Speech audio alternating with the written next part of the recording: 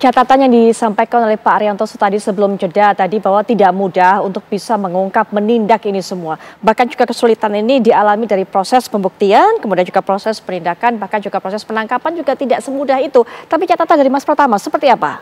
Iya, kalau menurut saya apa yang disampaikan oleh Pak Arianto tadi. Karena Pak Arianto gitu mengatakan harusnya kuncinya di pencegahan, iya, begitu. Gini, saya pikir ini kebiasaan ya gitu. Ketika terjadi failed masalah gitu, kemudian yang disalahkan adalah pihak lain gitu. Tadi Pak Arianto bilang bahwa kegagalan di pencegahan gitu. Ya mungkin perlu dipikirkan lagi gitu. Kemarin Bu Menteri Komdigi gitu sudah memerintahkan dengan sangat keras gitu bahwa memang ini harus diberantas begitu. Nah, memang selama ini yang dilakukan itu belum maksimal gitu. Tetapi sudah melakukan hal yang memang bisa mereka lakukan gitu, Kementerian Komdigi. Kemudian PPATK sudah melakukan analisis by name by address gitu. Mereka bisa tahu aliran uang ini sampai kemana. Bahkan perusahaan yang dipakai penampungan itu punya siapa, yang punya itu namanya siapa gitu. Dan itu sudah diserahkan ke aparat penegak hukum oleh PPATK. Tapi ternyata juga belum ada penegakan hukum begitu. Kemudian kalau kita berbicara masalah judi online ini, nggak susah. Tadi yang dibilang Pak Arianto saya nggak setuju. Bahwa ini sistemnya beda. Sama aja ini sistemnya. Terlalu mudah, sangat mudah sekali kita mematikan judi online ini. Gitu. Walaupun bukan judi fisik? Secara teknologi, walaupun bukan fisik ya. Secara teknologi sangat mudah sekali. Kenapa? Karena kita bisa tahu sebenarnya ketika sistem judi online ini menggunakan teknologi server gitu ya. Yang dimatikan saat ini adalah bukan server permainan judi online-nya. Yang dimatikan itu adalah landing page yang ada di luar sana gitu. Yang sebenarnya kalau itu dimatikan akan dibuat lagi gitu. Kemudian akan digunakan orang lagi untuk main judi, untuk masuk ke dalam servernya. Mas Pratama, apa kesulitan mematikan server utamanya tadi itu? Inilah yang menurut saya karena memang saya nggak tahu ya, apakah karena ketidaktahuan ataukah memang sengaja tidak dimatikan gitu. Karena kalau kita pakai logika berpikir, contohnya gampang gini lah. Ini ada pertandingan bola di stadion GBK nih gitu. Kemudian disiarkan secara live, ya kan. Nah, untuk mematikan pertandingan bola ini, yang dilakukan itu adalah matikan TV-TV di rumah masyarakat gitu supaya mereka nggak nonton bola. Karena mereka nggak bayar gitu, karena mungkin ini berbayar, kemudian TV-nya itu dimatikan.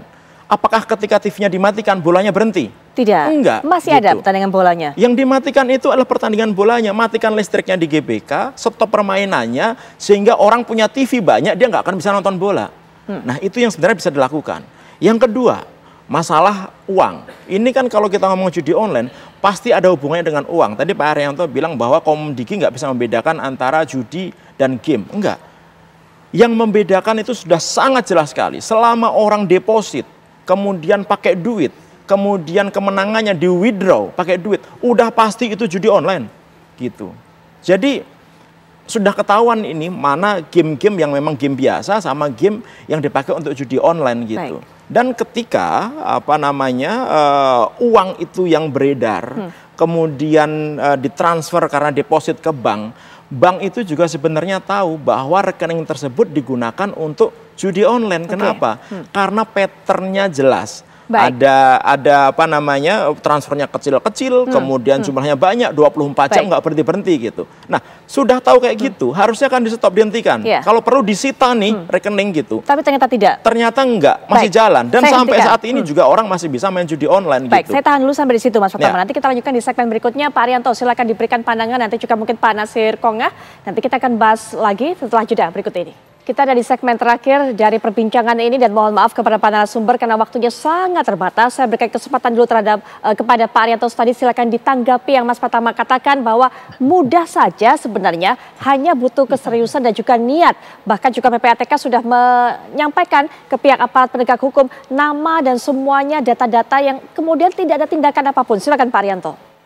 Baik, terima kasih. Nomor satu ya, saya tidak menyangkal ya bahwa itu kita itu biasa menangkal karena kegagalan petugas hukum nggak bisa bertindak sehingga menyalahkan orang lain. Sama sekali tidak Pak Pratamanya. Saya hanya menjelaskan bahwa untuk judi online ini kalau ditumpukan kepada penangkapan tersangka dan kinerja polisi untuk memenjarakan orang ini tidak efektif. Karena apa? Karena perkembangannya sangat masif. Nah, tadi kalau Bapak katakan sangat mudah di take down dan selesai, ya itulah cara terbaik, Pak. Jadi menindak judi online ini, di samping penegakan hukumnya itu harus memang tegas dan semua orang yang terlibat, tetapi yang sarana inilah yang di stop. Sekarang berapa ribu yang tumbuh, hari itu juga di take down. Itu mudah. Jadi nanti polisi tidak punya kewenangan untuk itu. Gitu. Saya hanya bisa beri kesempatan. Ya, saya hanya bisa beri kesempatan Pak Rianto cukup singkat karena memang waktunya sangat terbatas. Mohon maaf Pak Rianto. Terakhir juga Pak Nasir Konga, silakan penutup singkat.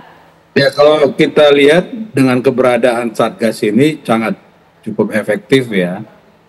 Grafik itu bisa kita lihat total deposit dari pemain judi online itu sejak adanya Satgas dan kolaborasi yang kuat PPATK dengan kepolisian, OJK dengan Kominfo ya, Komdigi sekarang, itu penurunannya signifikan ya.